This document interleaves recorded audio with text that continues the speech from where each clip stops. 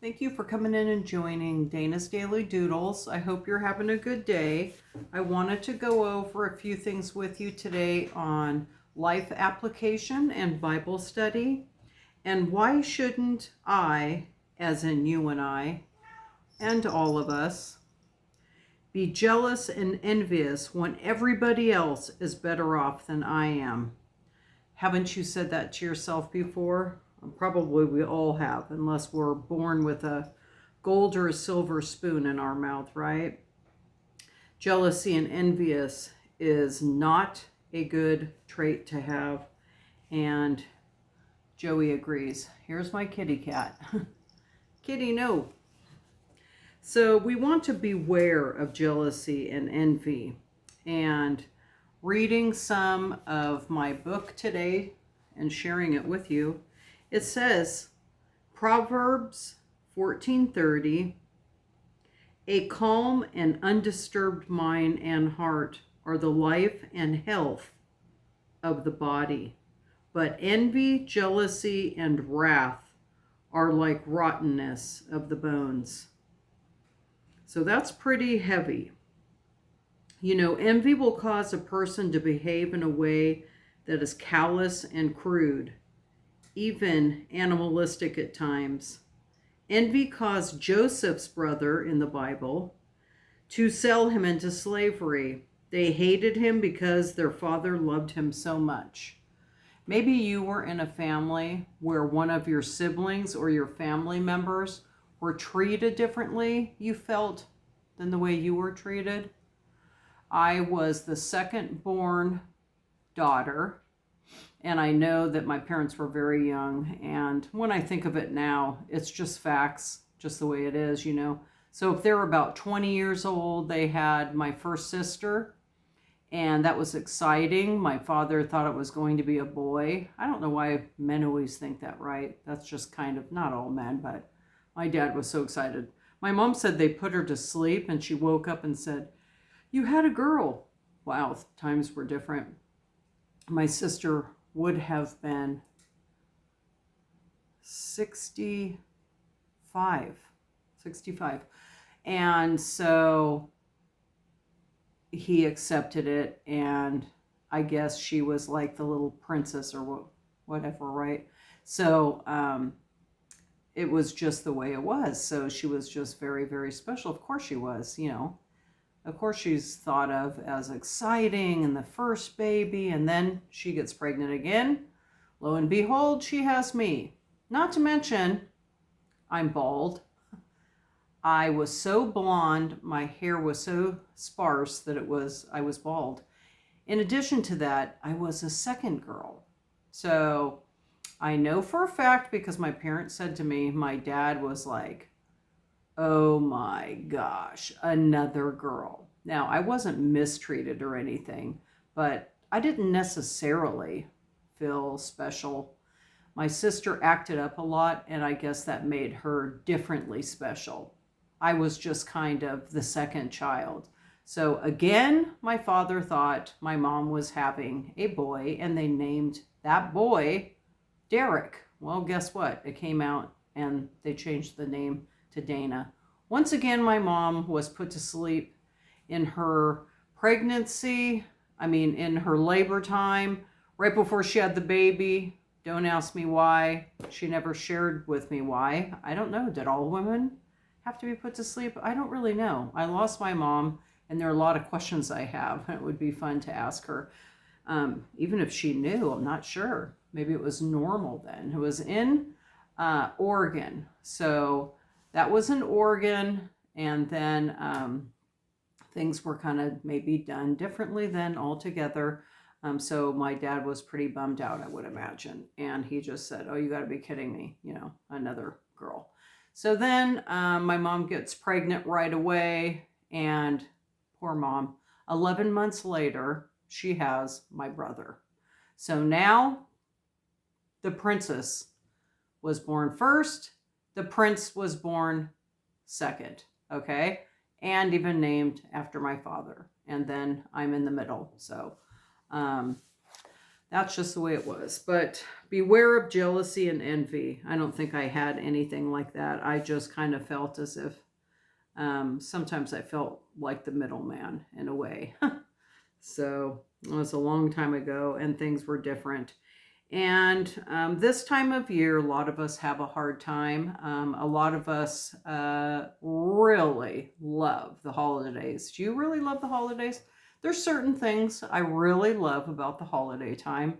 And number one would be cooking and baking. It just gets me in the mood. We're in September. It's really hot. I love it.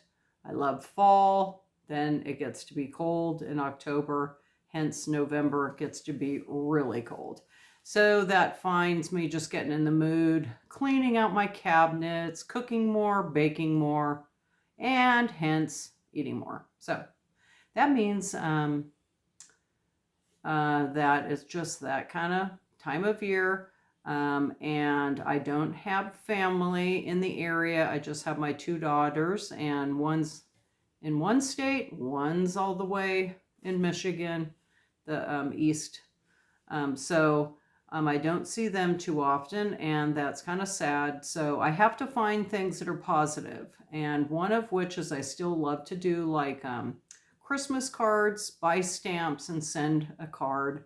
Where I live, we have some get-togethers, so that's really nice to see neighbors. But so many things you could be jealous and envious of, which is obvious and natural. So we have to remind ourselves that everything is not equal, and there's always somebody in a worse situation by far. I also like to do outreach programs, and I also like to keep myself as positive as I can. It's not always going to work, but we have to try. So if we don't try, the alternative is maybe jealousy, envious, and some slight holiday depression. We got to watch over that. So this says in John 21, Jesus was conversing with Peter regarding the hardships that he would have to endure in order to serve and glorify him. As soon as Jesus had said these things to him, Peter turned, saw John, and immediately asked Jesus what his will was for him. Wouldn't you love to ask that? Maybe you know exactly what your will is in life and exactly what you are born to do and best at and what brings you joy. And it said Peter wanted to make sure that if he were going to have to go through rough times ahead, well, so would John. Well, that's not how the life works. In answer, Jesus politely told Peter to mind his own business. Minding, having our mind set on other people's business, will keep us in the wilderness. Jealousy, envy, and mentally comparing ourselves and our circumstances with others is a wilderness mentality. So really, having yourself involved continuously in other people's business one way or another is truly, it's almost like a sin. It's just something we have to beware of. Like they say, envy will cause a person to behave in a way that is callous and crude. Remember how we read that? If you find yourself feeling that way, it's all right, it's natural, but you can stop it. How? How do you get yourself stand up straight, think things over, move forward with a positive attitude? Again, when you are looking at, good boy.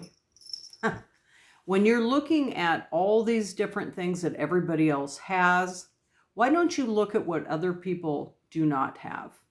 If you see all these cars pouring in, to your neighbor's house on Christmas Eve and Christmas, or Thanksgiving Eve and Thanksgiving, and big New Year's parties, and you're not invited, I understand what you mean.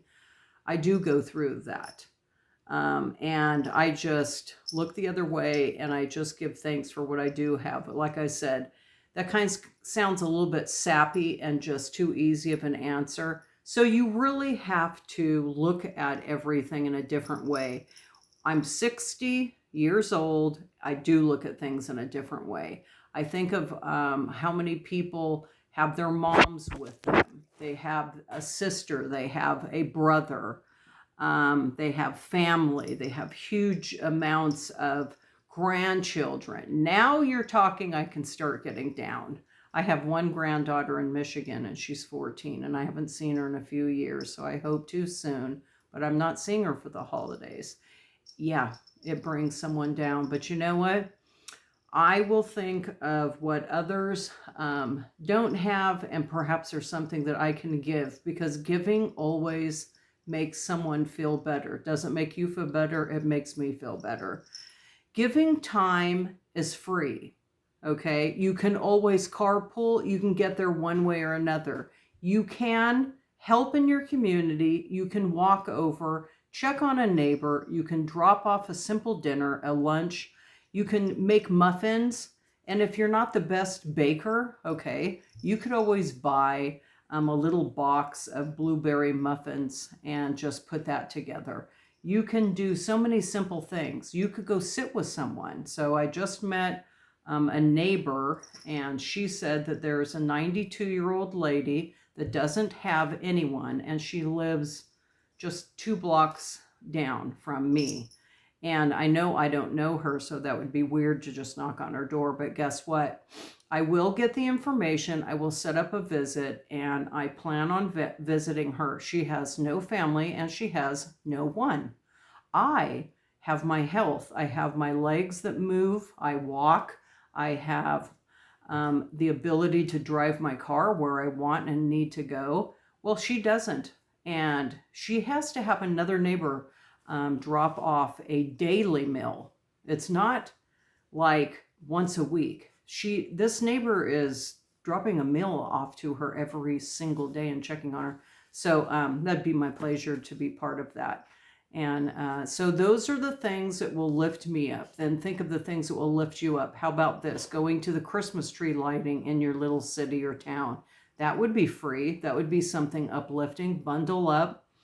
Make yourself a cocoa or coffee. Put it in your favorite cup. Put the lid on it. Take a cruise down. Ask a neighbor if they want to join you. It's free. It's uplifting. It's fresh air.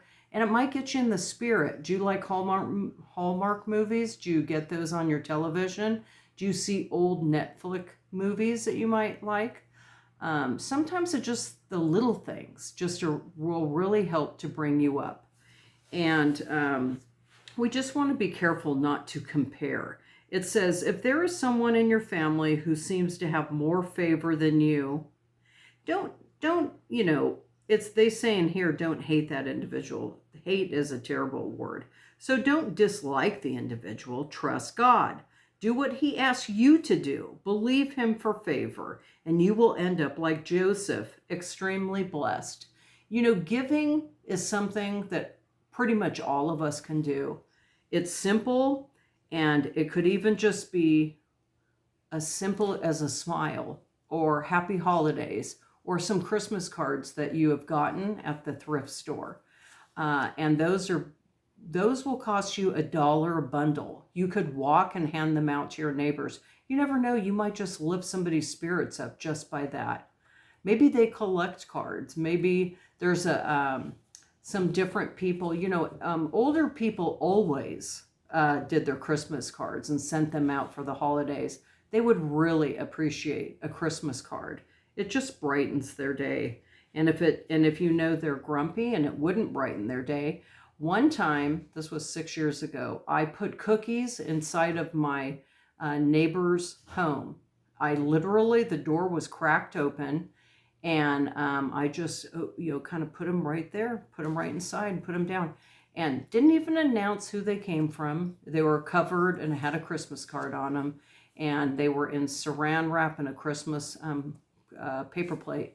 And I left those for him. And I heard later, he really enjoyed that. And it was kind of funny because he was pretty grumpy, and I would say was because he passed away.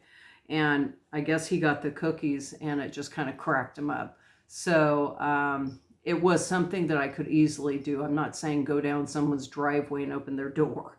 But in this instance, I also the following year got him a pair of socks. They were really nice socks from the local hardware store. And I know for a fact that he wore those for about 2 months. And so that made me happy. And it's just, I was able to do that, so I did. So I just hope that this helped you think things over, brighten up your day. I appreciate you coming in and joining me at Dana's Daily Doodles, joining and liking. Maybe you're commenting. Thank you for that. Subscribe. That would be wonderful. Follow. That would be wonderful. And just have a blessed day and know that all of us have something we're probably going through, and many of us are, in a place that we might not have all the family and friends surrounding us, but we certainly would love to say hello or just receive a nice card or a wave and a smile to one another. So have a great day and thanks for joining.